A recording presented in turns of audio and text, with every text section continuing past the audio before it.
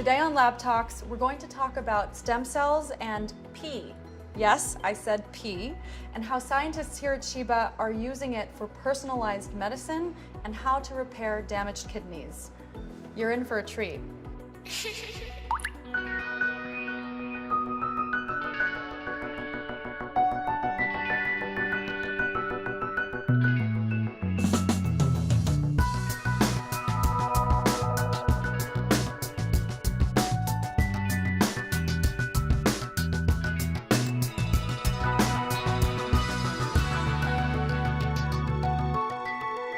Thank you, Professor Dekel, for welcoming us into your lab. So my first question to you is, who are you and what do you do here at Sheba? So first of all, I'm Benny, not Professor Dekel. So I have several hats here at Sheba. One would be the Chief of Pediatric Nephrology. That's kids with renal disease. I also had a research institute. It's the Pediatric Stem Cell Research Institute. I have academic hats. I'm the Vice Dean of Research and Innovation of the Medical School at Tel Aviv University. And I'm heading the Regen Med lab here at the Sheba Medical Center. Tell me a little bit about why your work here at Sheba is so unique. Yeah, sure. So I'm a clinician scientist, but the thrust for my research comes from the clinical world. Two major issues, treating kids and adults with chronic kidney disease, epidemic in the Western world, huge amounts of patients. And the other would be pediatric kidney cancer. So these, I would say, from the clinical point, are really burning clinical issues that we need to find and discover therapies for. So this is, my clinical hat, seeing kids and solving their disease in the lab. I love this. Both worlds, which I can, know the language of. Because, the medical language is one thing, the scientific language is another thing, and we need to combine these languages. Yep. So tell me a little bit about what the difference is, what the different challenges are between treating chronic kidney disease versus kidney cancer. We look at kidney disease from the perspective of the stem cell. Right, of regenerative medicine. We're trying to regenerate, to make new. And I think this is a revolution, to make new tissue. The basis for making new tissue is the stem cell, because the stem cells are the ones that build the tissue. Now, there are good stem cells, which build the tissue rightfully and, generate a healthy tissue. There are bad stem cells, which are transformed, stem cells that have gone to the wrong side, and they have mutations to generate cancer. So on one hand, you have the good stem cells, which you want to build the organ from, in our case, the kidney. On the other hand, you have a bad stem cell residing in kidney cancers that you want to eliminate, target it, and get rid of the cancer. So everything is from the perspective of the stem cell, our work. So let's start from the very beginning then, as you do with stem cells, right? Stem cells are the very beginning, the first cell. You have several different types of stem cells, right? This is a great question. So you think about stem cells, you have the analogy of a baby growing up. Where you're a baby, you have lots of potential, right? You're a totipotent, pluripotent stem cells. You can become anything you want. Baker, doctor, fireman, physicist. And then you show some type of commitment. For instance, you go into art school. So you're more committed into arts, but you have potency for different types of professions within the art world. You can be a painter, a dancer, performance artist, so forth. And then you become more committed because you go only into music. But still you have some potency to become a drummer or a flute player. But then you become committed into flute and you lose your potency, and there you're a mature cell. So what I described within the baby growing up is the same sort of characteristics we see in stem cell research and the different types of stem cells going from totipotent to pluripotent to multipotent to unipotent. I think stem cells are amazing. This is a pluripotent stem cells, which we can generate kidneys from, a kidney organoid from. This is one type of stem cells. What we're very keen on are tissue stem cells. Tissue stem cells are the one that reside within the organ. For instance, the fetal kidney or the adult kidney. Now, they're not pluripotent, they're just multipotent. They know how to generate kidney tissue. They don't know anything else. So we were actually the first group to identify kidney stem cells, human kidney stem cells in fetal kidneys. We were among the first to define kidney stem cells in the adult kidney. And we use these building cells or building blocks to generate new tissue. Now, within kidney cancers, these stem cells are, mutated and they generate cancer. So this is something bad.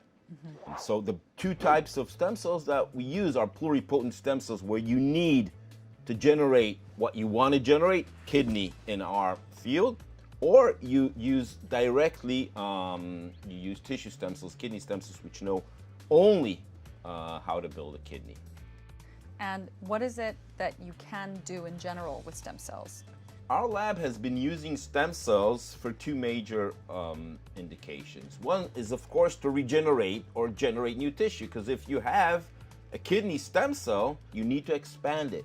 What does that mean? You need to cultivate it and grow the number of cells ex vivo in the petri dish. What's the relevance of 5 cells? You need if you want to regenerate, you want to create a new organ, you need to get a lot of cells. How many cells? The more cells, the better. We've been doing a lot of human kidney stem cell transplantation into murine hosts, not into humans yet. And so murine hosts are mice? Mice. And there we use like 500,000 cells, but the rule of thumb for adults would be 1 million cells per kilo. So, so you need a lot of cells. You need like 100 million cells for, regenerating a kidney. So definitely this step of cultivating, expanding the number of cells in vitro is crucial. And then they need also, once you do this cultivating expansion phase, you need to, they need to retain their identity. If they become something else ex vivo, they're useless. So we need to keep them as kidney stem cells in the petri dish. And if we do keep them as kidney stem cells in the petri dish, we can use them for regeneration. Transplantation, cell therapy, we can even bioengineer some, part of an organ ex vivo and then transplant it. But this would be your starting material. Another big field we're in is not transplanting these kidney stem cells to generate new tissue, but rather model disease. Now, to model kidney disease or to model any disease, again, the cells need to be close to what there are in reality, in vivo. For that, we generate kidney organoids and kidney spheroids. And what is a kidney spheroid? It's a way to culture the cells in 3 dimensions, and this is crucial. The monolayers, the cells that are cultivated in 2D, in 2 dimensions, actually do not retain their kidney stem cell behavior or function. They sort of forget their kidney stem cells, forget their identity, leave home, forget about home. But if you do that, and if you do that in 3D, the cells expand and they retain their kidney stem cell identity. So you can cultivate the cells and they're still relevant after you expand the number of cells. And then you have these mini kidneys in the dish. We can really cultivate these 3D kidney organoids and spheroids and show that they retain really characteristics. If it's from the adult kidney, it's the adult kidney. From the fetus, the fetal kidney. Or you can really show you have a similar lineages, similar cell lineages in these kidney organoids. So you have these mini kidneys in vitro growing in your petri dish. Nephrons? So I want to explain that. It depends on what stem cell you use to generate the kidney organoid. If you generate the very early stem cell, as I said, the pluripotent stem cell, and you generate a kidney organoid, it has most of the nephron structures in it because it's from the beginning. And you get the kidney organoids growing, You see the proximal tube, you see the distal tube, and you see podocyte. This is a cell that is responsible for filtration, different parts of the kidney. This is our terminology. Now, if you use the adult or the fetal kidney stem cells, usually the organoids retain less cell types, but what they retain is very prominent in its capacity for disease modeling. You can take a sample of a kidney from anyone, and we do that from urine. You take a patient with genetic kidney disease. You can take, as I said, the urine, get the cells, the kidney stem cells out of the urine, expand them, and build one's own mini kidney organoid in the dish. Now, this kidney organoid has the genetic defect that the patient harbors. So you can, actually, you don't need mice anymore. You can model its disease in vitro. You can analyze the disease. You can really, do any kind of analysis on understanding the mechanism of disease, but also apply drugs to these organoids and see what makes these organoids, if you have a functional assay, what these make these organoids better. And this can be translated to the patient. So we do a lot of sort of disease modeling using organoids for drug discovery. So not only regenerative medicine, also organoids, disease modeling, and drug discovery for specific disease. And this is, this relates to so many ethnic groups. It's so cool. We have, we're starting a collaboration with the United Emirates. And, they have specific genetic traits in the United Emirates. So we can study their, they need to bring us urine. And we can study their, build their kidney organoids and study their disease in the lab. Wow. Yeah. And, we can do it, of course, from Israel, from, Jews ethnic groups, Muslim, Hasidic groups, which have specific genetic traits. When I think about, gathering the Middle East together, we can do it from a medical point of view, with really unraveling specific diseases and ethnic groups and applying specific drugs and, helping out everyone. That's amazing. We'll come back to that in just a second. But first of all, I had no idea that when we pee, we basically shed stem cells. I had no idea that there were stem cells in my pee, which I think is fascinating. Yeah, I think useful stem cells, right? Yeah, I mean, what I want to tell you is, go to the toilet, give us some urine. It's amazing. We've been working on it very comprehensively, as we understood that, the kidney constantly sheds cells, into the urine. These are difficult to culture cells. Okay, they're not easy, and we needed to come up with specific protocols and molecules that would help us cultivate the cells, the kidney stem cells from the urine, and again expand their number to generate kidney organoids and spheroids for regeneration and disease modeling.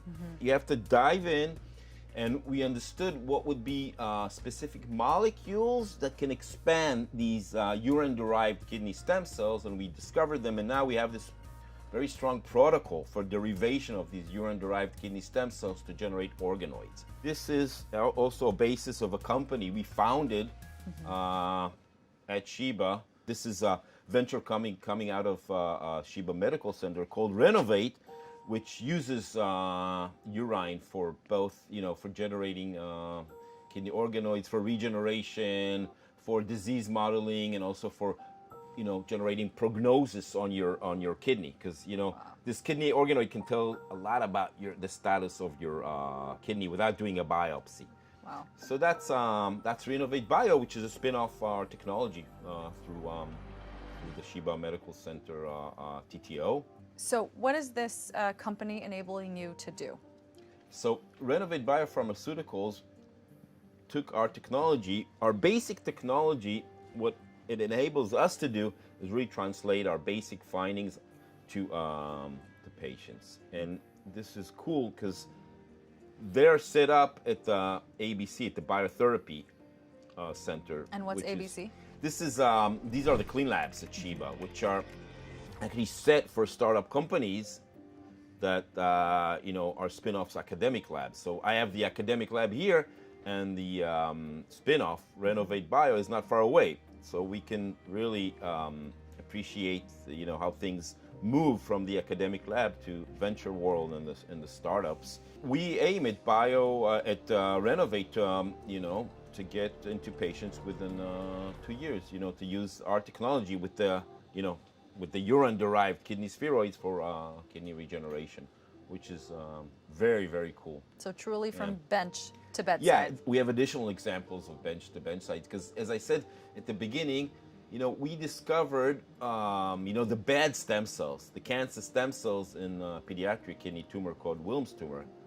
And once we defined it, once you define a cell, you have sort of the biomarkers on the cell. This is cancer stem cells, a bad stem cell, and we collaborated with a group that generated a missile targeting these. It's an antibody drug conjugate. It's an antibody that is linked to chemotherapy, and these antibody drug conjugates targeted the cancer stem cells, and this actually went into a phase 2 clinical trial based on our discoveries in the lab of what are bad stem cells in a pediatric kidney tumor. So I've been there, and the feeling is tremendous once your basic academic ideas are translated into patients. This is a dream of every physician scientist, and I guess every scientist. Yeah.